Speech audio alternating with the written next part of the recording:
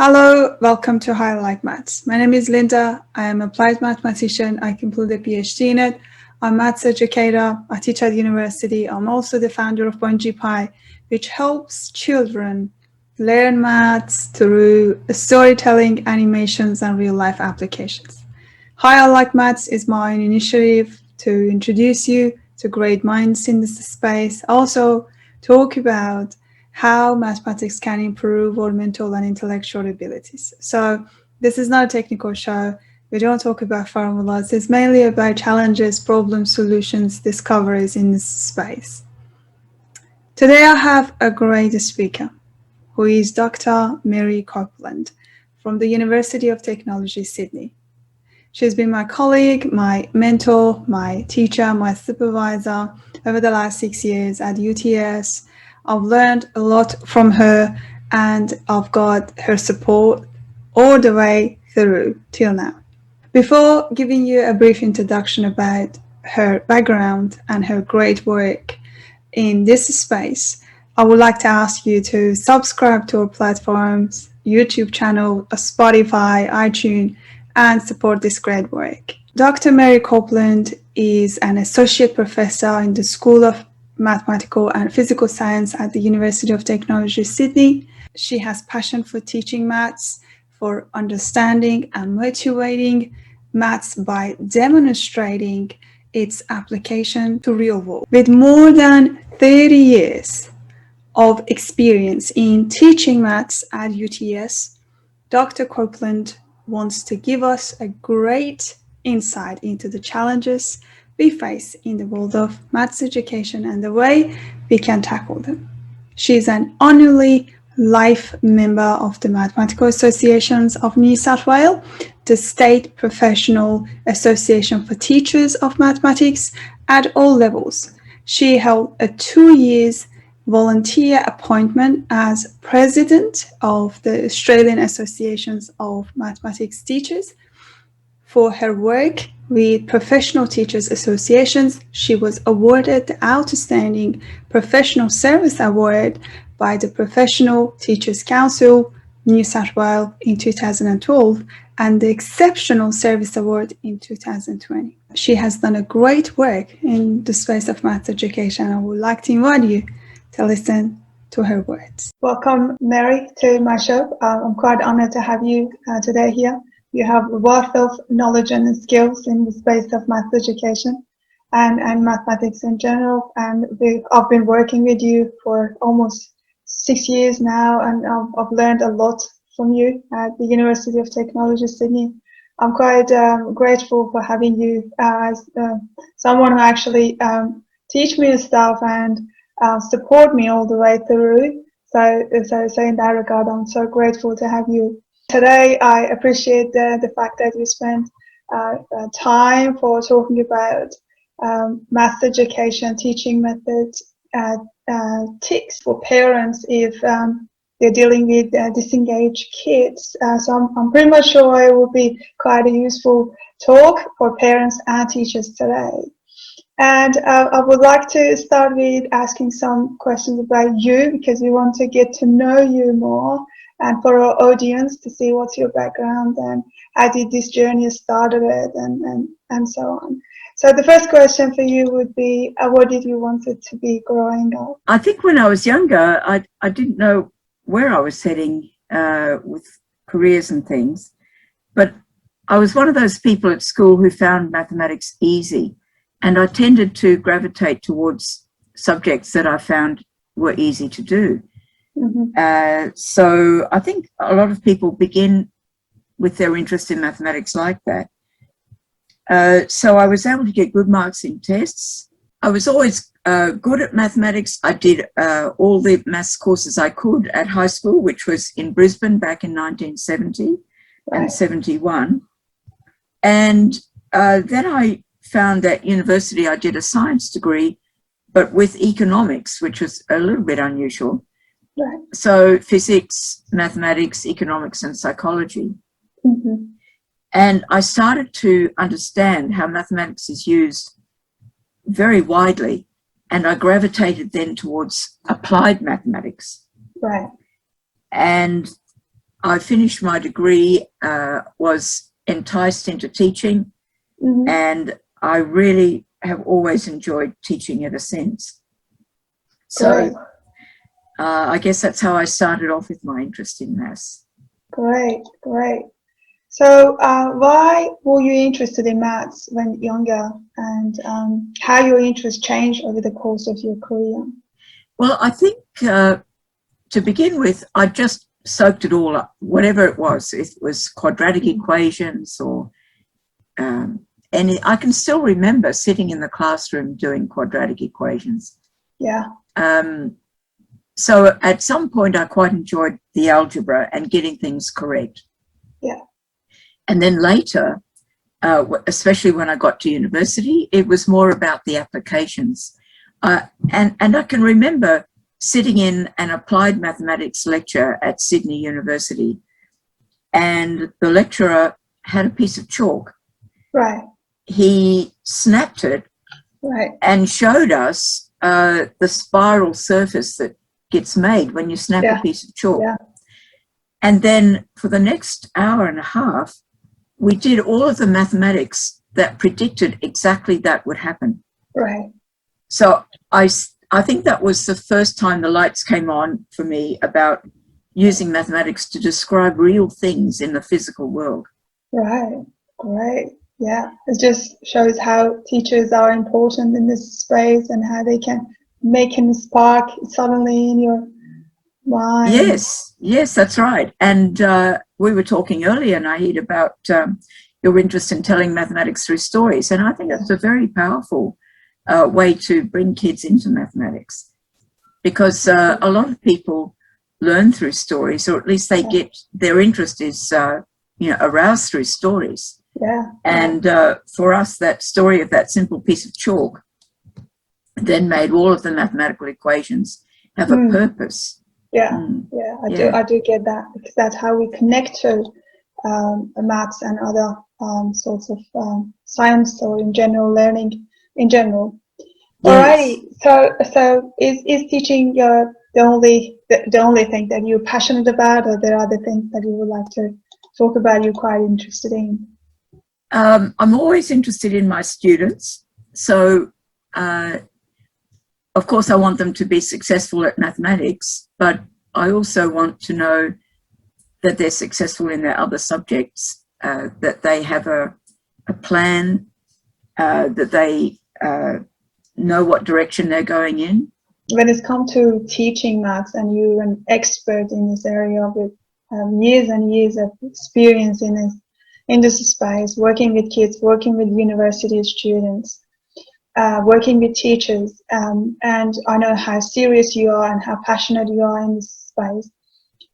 So I would like to ask you about your tips for parents, because you know that when it's come to maths, a lot of parents get really hopeless, and they don't know actually how they can engage their children in learning it. So I would like to ask you to share some of your tips for them. Right. Well, tips for parents. Yeah. I think it starts with very young kids, and with young kids, anything repetitive is the beginning of counting.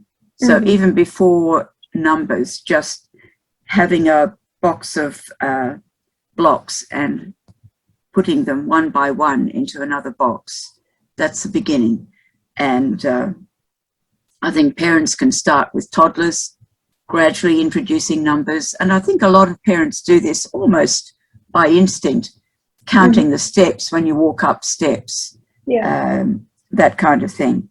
Counting out knives and forks, setting the table, maybe involving children in measuring things out for cooking. Yeah. So a lot of those things at home can involve children. And you don't have to say this is mathematics. Right. Just make it part of what everybody does. Everybody needs numbers, everybody counts and measures things. And then later, I think it's important if parents try to encourage students. So even if a parent didn't enjoy mathematics themselves, it's best not to say, things like, it doesn't matter if you don't like maths because I was never good at it. Yeah. Please, parents, don't say things like that. Mathematics is important. If your child is having difficulties at school, then encouragement, sitting with them, talking to their teacher, these are very important things. And I think it really helps the teachers if the parents support what the teacher is doing too. Yeah, that's so true. With older kids checking on homework, encouraging people to persist at something. There's a word that we use in mathematics education, productive struggle. Yeah. And I know you've written about that yourself, Nahi. Yeah. About the need to be encouraged to persist with something. Yeah. Until definitely. you get it. Yeah, definitely. Yeah, I've had it all the time, I guess, all through my learning journey. And I think I'll stay like in a student till the end because I enjoy learning in general, and I've learned so many things. But I definitely got this struggle. But the point is, keep going and keep pushing it. And every That's time right. see. And regarding the parents, I've read an article about how to create a positive attitude toward mathematics. And one of the key factors is to do with home environment and parents.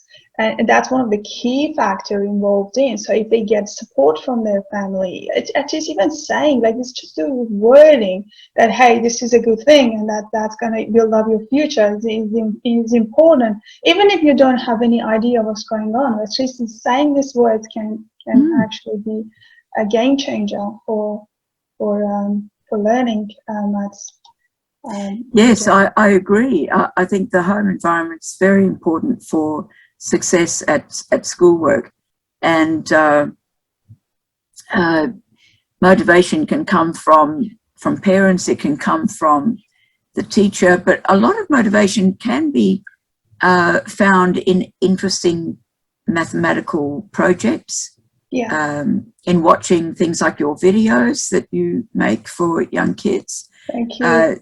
I don't know if parents know about ABC Splash.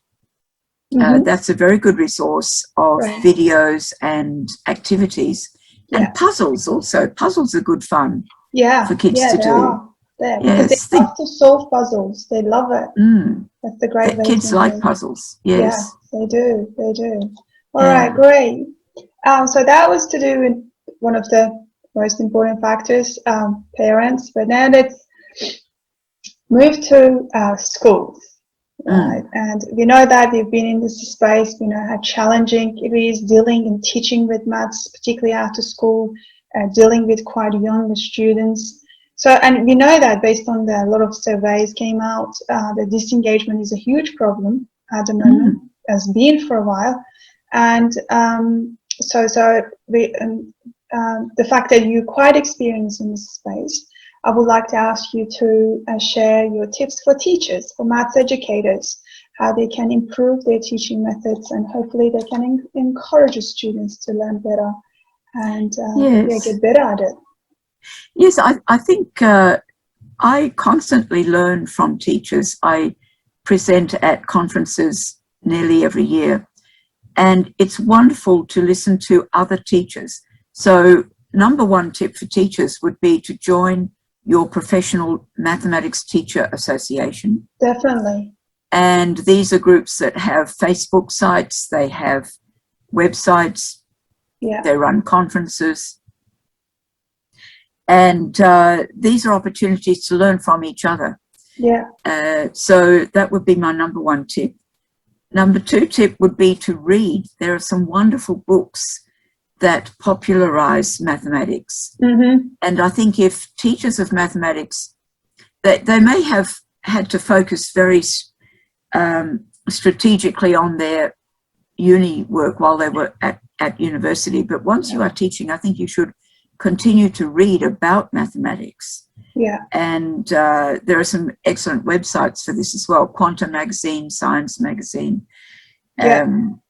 So I think being aware of new things in mathematics adds to a teacher's ability to share their enthusiasm in the classroom. That's true. Yeah. So that Keep would be one upgrading thing. themselves, keep learning new stuff. That's right. Keep making it fun. Yes, I think so. Yeah. And I think that there are a lot of resources. Sometimes teachers say to me, there's so much on the internet, how do I know what will work for me? So I think maybe school mathematics departments should set aside some sharing time so that people can say, well, this resource is really good for this reason and that resource is good for that reason. Is there something already built like that by, let's say, Department of Education? Yes, there are some things like that. And I'm thinking in particular of Eddie Wu's videos, which are a great resource for teachers. I'm thinking of Dan Meyer, Meyer, and his website and his work with Desmos. Right. Desmos is graphing. It's very good. Resource. It is, isn't it? And that idea of making mathematics visual through graphing, I think is a very strong thing. Yeah, I often actually use Desmos for my teaching as well because it's fun. You just go online and you start plotting stuff and then show things. Particularly when it gets 3D, because the 3D gets a little bit challenging for imagination. It's a good way to kind of show students how to deal with it. And another completely free resource is Wolfram Alpha.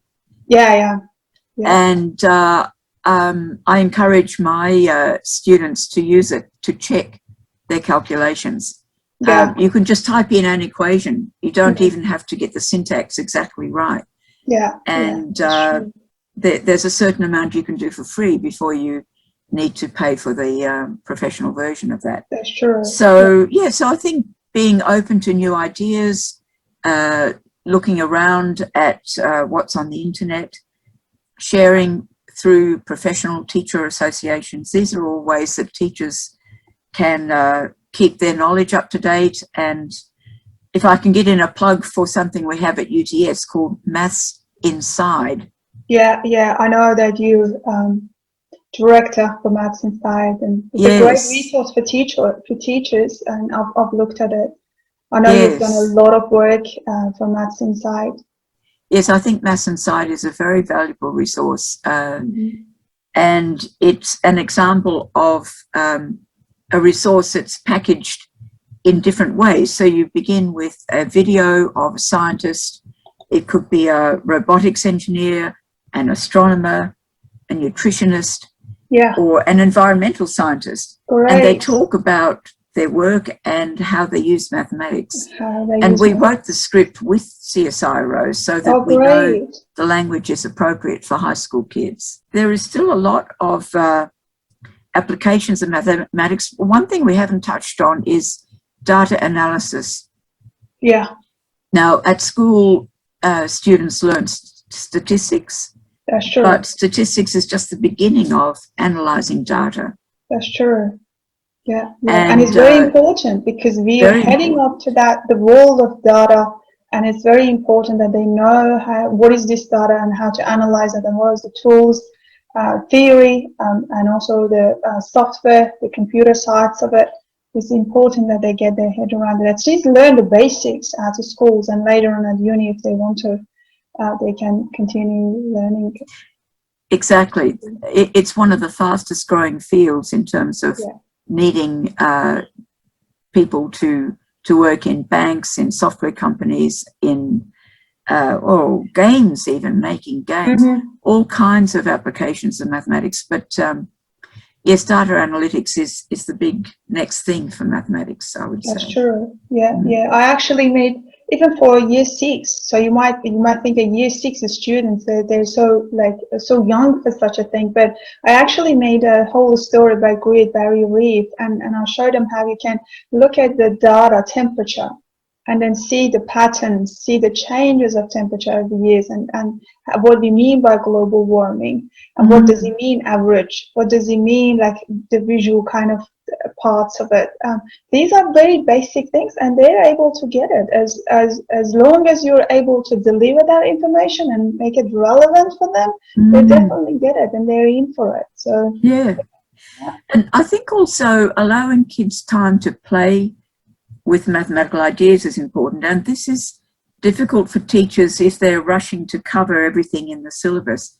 But maybe this is where something like a maths club or an extension project, something like that, where students could be given a small problem to solve, but something that's very open-ended. Yeah. And some resources for that might be something like Maths Resolve, RESOLVE. So the idea is that you start with a puzzle that's easy to state, but difficult to solve. Mm-hmm. And it's quite different from school mathematics, which often has to be focused on learning algorithms and getting answers.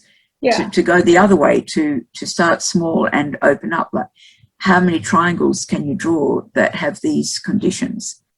Something that has more than one answer. This is a way of encouraging creativity in mathematics. That's great. Yeah, that's definitely is the way to go. Alrighty. So, as a very successful professional, I would like to ask you to share some of the pain points of being quite a successful person in the space of maths education, and also being a female in this space that has its own challenges. So I would like to ask you to share some of your insights, some of the pain points, if you've some of the pain any. points. This is an interesting question. Yes, I knew you were going to ask this one. I think when I was younger, I think a particular pain point was not being taken seriously. I can even remember in primary school, little boys coming up to me after a maths test, and they said, "Freddie Jones beat you at the maths test, and he's a boy." It was almost as though it was unnatural that a girl would beat the boys at mathematics. Yeah. Fortunately, I think that is changing. Yeah. But I still hear around the corridors people saying things like, well, of course, girls can be good at maths, but they're not really good at the creative, imaginative creation of new mathematics. And that is completely false. There are many, many very strong female mathematicians, including yourself, Nahid. Thank you. Who have achieved PhDs in mathematics, who have written mathematical papers. I can think of Professor Cheryl Prager from Western Australia. Professor Nalini Joshi from Sydney. These are people who contribute on the world stage to new mathematics. And so there's no reason for people to think that being female is a hindrance to success in mathematics. That's true, and I think one of the reasons why I particularly started this podcast is mainly because I wanted to introduce maths community, female mathematician in particular, in general mathematician, because I think they're kind of a little bit introvert. They like their own space. They like to think and do this problem solving stuff, but it's a bit unknown community for general public, and I actually wanted to introduce these people and get them to talk about their life stories and the stuff that they achieved. And we have so many great female mathematicians that I've talked to. And I think it's very important to actually introduce them. Say, hey, we are doing the work and we exist. Yes, they do. And don't forget also to talk to some statisticians. So I'm thinking of Professor Louise Ryan. Yeah. Now she has some fascinating stories to tell about her research, and some of it has been in the pure side where you develop statistical theories. Yeah. But a lot of it is in applications and using mathematics to model things. And one of the stories she tells is about modeling the water that's under the ground. And in Australia, that's a very important thing that we understand, where the water is for farmers to use. So a lot of it is under the ground and in artesian basins, and that's just so important that people are doing this work. Another aspect, of course, is the whole area of finance, the area of business and making models that help people understand how the stock market works, all of those fields. Yes, and also understanding psychology. So we have Professor Debbie Street here at UTS, who works in the area of choice modeling. Oh, wow.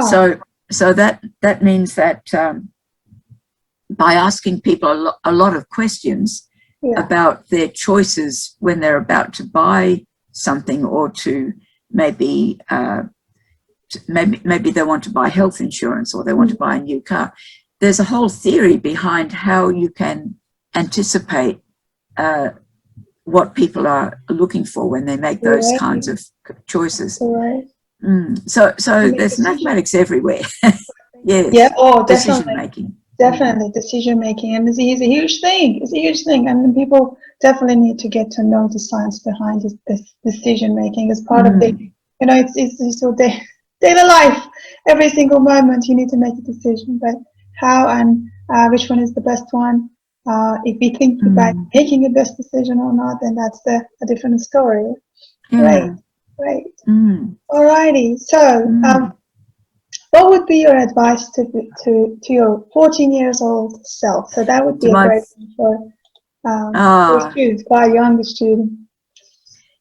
That's an interesting one. When I was 14, that was around about halfway through high school. So maybe I think I would encourage myself to spend a bit more time on mathematics. I mean, even though I did very well at school in mathematics, I had no idea about all the applications of mathematics. Definitely.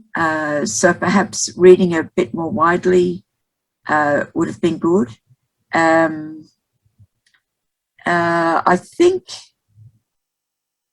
think also at 14, I think I would have benefited from knowing a bit more about what went on at university. And I think through your program, Nahid, you can introduce families to the whole landscape of university. What is a bachelor's degree? What is a master's degree? Not everybody has those experiences in their family. That's true. Yeah. And I think it's very important. Yeah, it's important because a lot of people have no idea what's going on in university, what kind of degree they need to take. Does that worth it? Because it's an investment. It's just 4 to 5 years, whatever, 3 years of if you want to just go even with the bachelor degree, investment. So they better know what's going on to make a better decision early on. Yes. And I think if you have an idea of where you're headed, or where the possible, you might not have a clear idea of a path, but you might have 3 or 4 options that you're interested in. I think that's always good. So I know that recent times have limited our public meetings and so on, but hopefully university open days will start to become a thing again, so people can come on campus as a family and look around and see what we have to offer. And of course, university isn't the only destination. There's also the idea of using mathematics in trades, and just using mathematics in everyday life, no matter what your job or career is, being on top of your budgeting, for example, is something that everybody can achieve. Any checking rituals to share with our audience? Anything in particular? Do you stick to it? That I stick to it. I always like to work with sharp pencils. I don't know if that counts as a ritual. I have another ritual about spreadsheets. I've got a lot better now because I use spreadsheets quite a lot. And I've got better at the ritual of labeling things clearly. Oh, wow. So I think I would pass that on. I do go for daily walks with a neighbour, and this is a really nice way to start the day. Definitely. because you're getting some steps. I try and do my 10,000 steps. Yeah, great.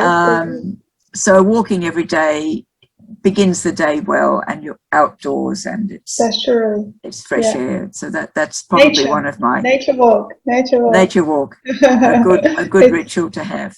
Yes. I think it's a great one. It's kind of meditation as well. If it brings you to the present moment, and yes, it gives you you get a lot of energy from nature. It's a great one.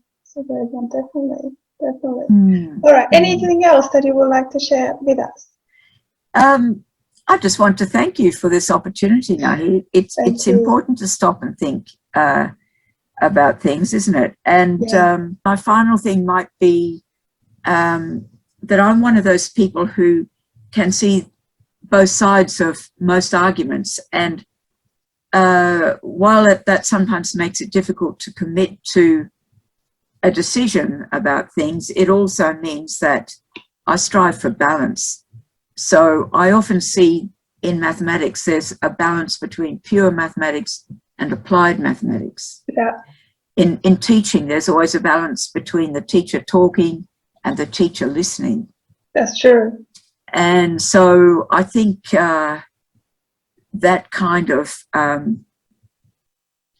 seeking for two sides of something is something that mathematics can bring.